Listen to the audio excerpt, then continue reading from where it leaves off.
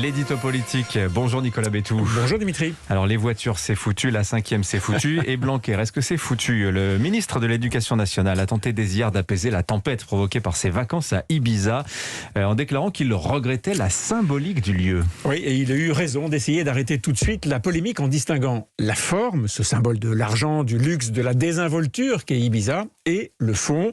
Le ministre de l'Éducation a pris 4 jours de vacances aux Baléares, ce qui ne l'a pas empêché de travailler, comme le confirment tous ceux qui, dans les derniers jours de décembre et le 1er janvier, l'ont eu en ligne pour élaborer le tristement célèbre protocole sanitaire dans les écoles. Alors vous dites qu'il a bien fait d'essayer, mais à votre avis, est-ce que ça va suffire à calmer les choses? Avec les symboles, on ne sait jamais. À vrai dire, je ne crois pas qu'Ibiza en plein hiver soit un lieu de débauche avec champagne shower sur les plages, mais l'image est là et elle est gênante. Il y a un demi-siècle, le général de Gaulle avait averti son Premier ministre, Georges Pompidou, qu'il devrait arrêter de passer ses vacances à Saint-Tropez. Pompidou avait bien compris la leçon et il s'était rabattu la fois suivante sur la Bretagne, à Bénodet. Et bien voilà, les Français n'ont pas changé. Ils n'aiment pas que les hommes et les femmes politiques aient de l'argent ou qu'ils se montrent dans des lieux bling-bling. Mais pour le reste, Jean-Michel Blanquer n'a commis aucune faute, si ce n'est une faute de goût. Il n'a pas transgressé l'obligation faite aux membres du gouvernement de rester à 2 heures de la capitale, ni celle d'être joignable en permanence. C'est très différent de ce qui se passe en Grande-Bretagne, par exemple, où le scandale des fêtes alcoolisées organisées dans les jardins de Downing Street implique directement Boris Johnson.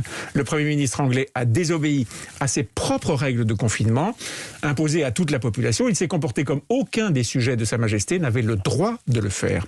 Et il l'a fait à plusieurs reprises. C'est vraiment là-bas l'expression d'un passe-droit, d'un mépris de la règle commune qui risque de lui coûter très cher. Mais on voit bien que la situation à Londres est très différente de celle de notre procès d'Ibiza.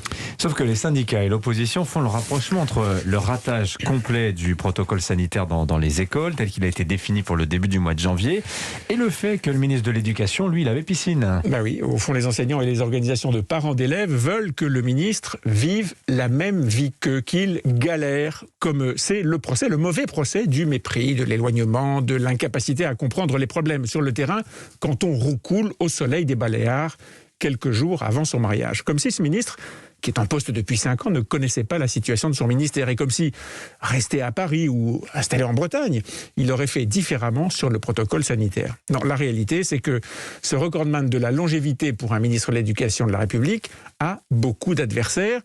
Il est très impliqué dans la lutte contre le wokisme, ce qui lui vaut querelle avec les médias les plus engagés dans ce mouvement.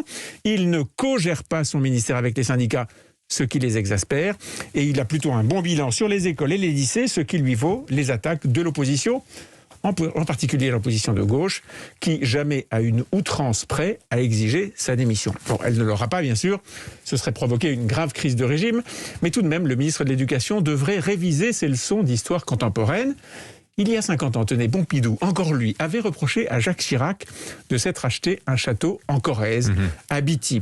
Quand on fait de la politique, avait-il expliqué, on ne vit pas dans un château, sauf s'il est dans la famille depuis Louis XV et encore. Ben voilà, petit message d'outre-tombe à tous ceux qui font de la politique. Attention aux symboles, attention aux fautes de goût. Merci Nicolas Bétou. À la une de votre journal L'Opinion ce matin, Macron lance sa bataille de l'Europe. Oui, discours inaugural de la présidence française de l'Union européenne. En fin de matinée, ce sera à Strasbourg devant les députés au Parlement européen. Ce sera le thème d'Europe 1 2022 tout à l'heure à 8h40.